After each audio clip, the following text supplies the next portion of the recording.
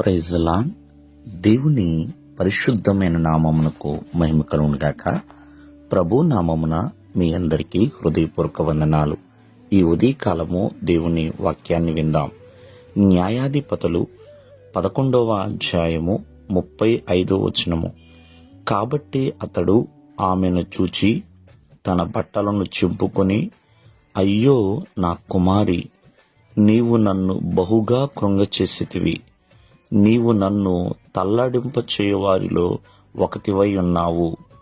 ప్రియమైన వల్లరా, మరి రాజు అయిన యొప్తా మరి తన కుమార్తెని చూచినప్పుడు మరి ఆనందించాల్సింది పోయి మనోవేదనకి గురైపోయాడు.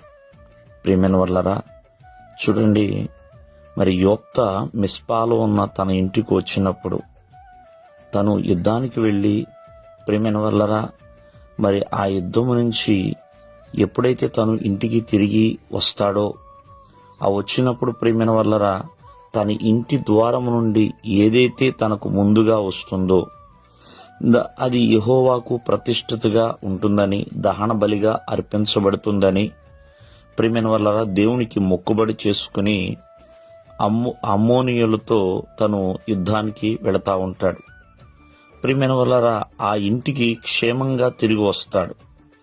తన ఇంటికి వచ్చినప్పుడు యొప్తా యొక్క కుమార్తె చక్కగా కంజీరలతోనూ నాట్యాలతోనూ బయలుదేరి సంతోషముగా తండ్రి దగ్గరికి వస్తుందండి. ప్రియమైన వల్లరా, అతనికి మగ సంతానం ఏమీ లేదండి. ప్రియమైన వల్లరా, ఆమెను చూచాడు. చూచిన వెంటనే, నువ్వు నాకు ఒక్కదానివే ఉన్నావే, ఎంతో ప్రలాపిస్తూ బాధపడుతూ ఏడుస్తూ బట్టలు చుంచుకుని, నేను దేవునికి మాట ఇచ్చాను, ఆ మాటని వెనక తీయలేను అంటూ చాలా దుఃఖపడుతున్నాడండి.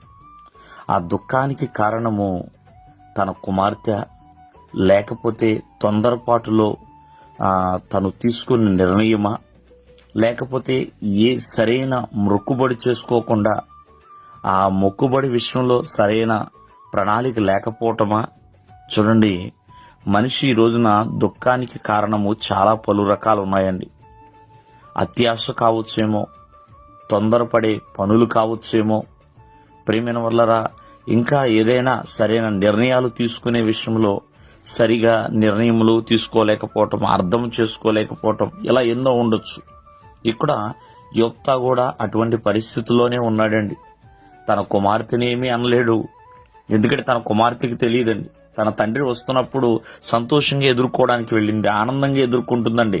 చూడండి, తంబూరులతోనూ నాట్యాలతోనూ వెళుతుంటే ఆ తండ్రి వస్తున్నప్పుడు ఎంతో చక్కగా గ్రాండ్ వెల్కమ్ చెప్తుంది.